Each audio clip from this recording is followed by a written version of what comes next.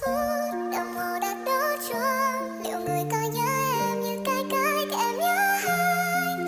Đời mong mãi lời tỏ tình mà cứ sao anh lặng thinh.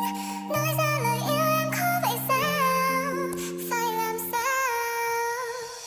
Thì tụi mình quen nhau cũng đã lâu rồi, chẳng phải hẹn hò mà chỉ là bạn bè thôi. Đôi khi chuyện trò đôi khi rap story nhau, lâu lâu gặp mặt buồn mấy câu ai nói.